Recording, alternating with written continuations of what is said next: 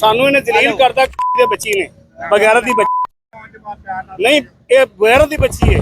ਮੈਂ ਤੈਨੂੰ ਕਹਾਂਗਾ ਕਿ ਇਸ ਭੈਣ ਸਾਨੂੰ ਜੀਣਾ ਹਰਾਮ ਕਰਦਾ ਬਗੈਰਤ ਦੀ ਬੱਚੀ ਨੇ। ਕਹਿੰਦੀ ਆਵਾਜ਼ ਕੀ ਦੇ ਦੇਗਾ ਜ਼ਿਆਦਾ ਬੰਦ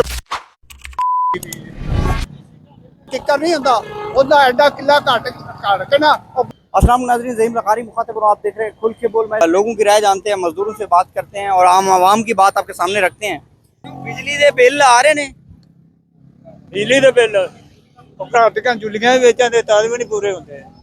मरियम नवाज साहबा कह रही है मैं तो बहुत अच्छा काम कर रही हूँ। बड़ा काम कर रही है, गरीबों ने वो फोन पीती भी मकान किराए के बाद 16,000 रुपया मकान का किराया देने पे, बत्ती के बिल देने पे, गैस के बिल देने पे, घरों बेकार होते मजदूरी लभदी नहीं। हाल देखो साडे आटा लभदा नहीं, खाण नूं रोटी नहीं लभदी। बुढ़े बंदे धक्के खांदे फिरने। मनियो नवाज ने की दिता सानूं, जो जमानों कढ़िया वो नहीं पूरा।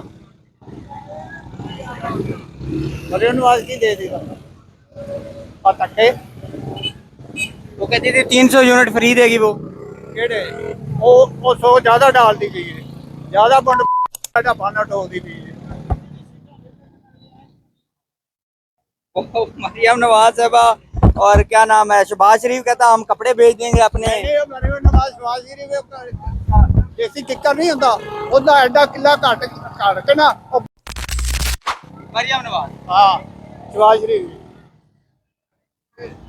ਕੀ ਹੈ ਸਾਨੂੰ ਇਹਨੇ ਜਲੀਲ ਕਰਦਾ ਕੁੱਤੀ ਦੇ ਬਗੈਰਤ ਦੀ ਬੱਚੀ ਨੇ ਨਹੀਂ, ਇਹ ਬਗੈਰਤ ਦੀ ਬੱਚੀ ਹੈ।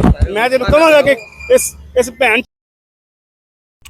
ਕਹਿੰਦੀ ਲੋਕਾਂ ਦੇ ਘਰਾਂ 'ਚ ਪੱਖੇ ਫਰੀ ਚੱਲਣ ਦੇ 30,000 ਭੈਣ ਦੀ ਛੋਲੀ ਬਿੱਲ ਆਉਂਦਾ ਪਿਆ ਦਲੀ ਦੇ ਬੱਚੀ ਦਾ। वो कहती थी 300 यूनिट फ्री देना है मैंने। 300 ਨਾਂ ਦਾ ਇਹ ਗੋਲੀਆਂ ਖਾਧੀਆਂ ਨੇ, ਵੇਖੋ ਇਹਨਾਂ ਮਗਰ ਇਹ ਗੋਲੀਆਂ ਖਾਧੀਆਂ ਇਹਨਾਂ ਮਗਰ ਕਸ਼ਤੀਆਂ ਗੋਲੀਆਂ ਖਾਧੀਆਂ ਨੇ।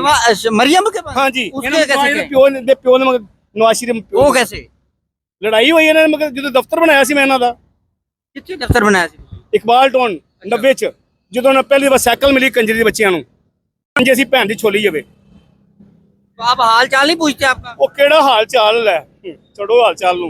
आप उनके दफ्तर में काम करते हैं, गोलियां खाई हैं। ਮੇਰਾ ਆਪਣਾ ਸੀ, ਮੈਂ ਆਪਣਾ ਨਾਲ ਬਣਾ ਕੇ ਸਰ ਪੀਪਲ ਪਾਰਟੀ ਦੇ ਨਾਲ ਸਾਡੀ ਲੜਾਈ ਹੋਈ ਸੀ ਆਪਸ ਵਿੱਚ। ਸਾਡੇ ਦਫ਼ਤਰ ਅਮਨ ਸਾਹਮਣੇ ਬੰਦ ਹੁੰਦੇ ਸੀ ਪਹਿਲੇ ਪੀਪਲ ਪਾਰਟੀ ਦੇ ਤੇ ਇਹਨਾਂ ਦੇ ਆਪਸ ਵਿੱਚ ਅਮਨ ਸਾਹਮਣੇ ਦਫ਼ਤਰ ਬੰਦੇ ਸਾਡੇ। ਇਹ ਕਸ਼ਤੀ ਦੇ ਬੱਚੇ ਇਹਨਾਂ को ਸੁਣਨਾ ਹੀ ਇਹ ਬਸ ਇਹਨਾਂ ਨੇ ਜਦੋਂ ਮੁਸ਼ਕਲ ਪੈਣੀ ਇਹਨਾਂ ਬਾਹਰ ਭੱਜ ਜਾਣਾ। शहबाज शरीफ कहता है कि कुर्बानियां तो देनी पड़ेंगी। ਕਿਹੜੀਆਂ ਕੁਰਬਾਨੀਆਂ ਇਹ ਵੇਖਣਾ ਜ਼ਰਾ ਥੋੜੇ ਦਿਨਾਂ ਤੱਕ। ਇਹ ਕੁਰਬਾਨੀਆਂ ਨਹੀਂ, ਇਹ ਸਾਰੇ ਲੋਕ ਇੱਥੇ ਚੌਕ ਹੀ ਬੈਠਣ ਦੇ ਆ ਚੌਕ 'ਚ, ਆ ਸਾਰੇ ਚੌਕ 'ਚ ਬੈਠਣ ਦੇ। ਬੰਗਲਾਦੇਸ਼ ਵਾਲਾ ਹਾਲ ਹੋਣਾ ਇਹਨਾਂ ਦਾ, ਇਹਨਾਂ ਭੱਜਣਾ ਭੈਣ ਚੋਦਾਂ ਨੇ। ਸਾਰਾ ਕੁਝ ਇੱਥੇ ਹੋਣਾ ਕੁਛ ਨਹੀਂ, ਇਹ ਹਾਲਾਤ ਇਹ ਹੋਣੇ ਹੋਣ ਵਾਲੇ ਨੇ ਬਸ ਇੰਤਹਾ ਅਨਕਰੀਬ ਹੋਣ ਵਾਲੇ ਨੇ। ਸਾਡੀ ਅਸੀਂ ਨਾ ਆਪਣਾ ਜ਼ਮੀਰ ਮਾਰ ਚੁੱਕੇ ਆਏ ਆ। ਅਸੀਂ ਅੱਜ ਜ਼ਮੀਰ ਜ਼ਿਆਦਾ ਕਰੀਏ ਹੁਣ 5 ਮਿੰਟ 'ਚ ਸਾਰਾ ਕੁਝ ਸਿੱਧਾ ਹੋ ਜਾਣਾ। ਉਹ ਵੇਖ ਨਾ ਉਹ ਇੰਡੀਆ ਦੀ ਜਿਹੜੀ ਨਾ ਹੋਣੀ ਇੰਡੀਆ 'ਚ ਨਿਕਲੀ ਹੈ ਨਾ, ਅੱਜ ਸਾਰਾ ਕੁਝ ਠੀਕ ਹੈਗਾ। ਅੱਜ ਉਹ ਮੁਲਕ ਆਜ਼ਾਦ ਹੋ ਗਿਆ, ਅੱਜ ਆਜ਼ਾਦ ਹੋਇਆ। ਉਹ ਪਹਿਲੇ ਸਾਡੇ ਕੋਲ ਆਜ਼ਾਦ ਹੋਇਆ, ਹੁਣ ਅੱਜ ਆਜ਼ਾਦ ਹੋਇਆ। सर आप लोग निकलते ना तो तब्दीली कैसे आएगी? ਨਿਕਲਾਂਗੇ ਕੀ ਹੁਣ? ਮੈਂ ਰਕਸ਼ਾ ਚਲਾਣਾ ਵਾ, ਹੁਣ ਇੰਜਨ ਖੁੱਲ ਗਿਆ, 17,000 ਰੁਪਇਆ ਲੱਗ ਗਿਆ ਇੰਜਨ ਤੇ। ਮੈਂ ਕੀ ਕਰਾਂਗਾ ਦੱਸੋ? ਇਹ ਇੰਜਨ ਖੁੱਲਾ ਮੈਂ ਵਹਾਣਾ ਤੁਰ ਚਲੋ, ਹੁਣ ਮੈਂ 17,000 ਕਿੱਥੋਂ ਲਿਆਵਾਂਗਾ?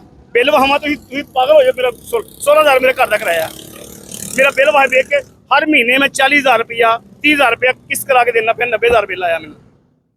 ਬਿੱਲ ਵਹਾਣਾ ਤੁਸੀਂ ਸੁਣ ਕੇ ਪਾਗਲ ਹੋ ਜਾਓ। ਮੈਂ ਹੁਣ ਗਾਲਾਂ ਨਾ ਕੱਢਣ ਇਹਨਾਂ ਨੂੰ ਮਾਂ ਦੀ ਮਾਂ ਨੇ ਪਿਓ ਨੇ ਮਾਂ ਮਰੀ ਕੋਈ ਕਹਿੰਦਾ ਅਸੀਂ ਪਾਕਿਸਤਾਨੀ ਨਹੀਂ ਹੈਗੇ। ਦਿੱਲੀ ਦੇ ਬੱਚੇ ਕਹਿੰਦੇ ਅਸੀਂ ਪਾਕਿਸਤਾਨੀ ਖਾਂਦੇ ਇੱਥੋਂ ਦੇ ਨੇ, ਕਹਿੰਦੇ ਅਸੀਂ ਪਾਕਿਸਤਾਨੀ ਨਹੀਂ ਹੈਗੇ। ਲਾ ਦੋ ਨਹੀਂ ਕਹਿੰਦੇ ਅਸੀਂ ਪਾਕਿਸਤਾਨੀ ਨਹੀਂ ਹੈਗੇ।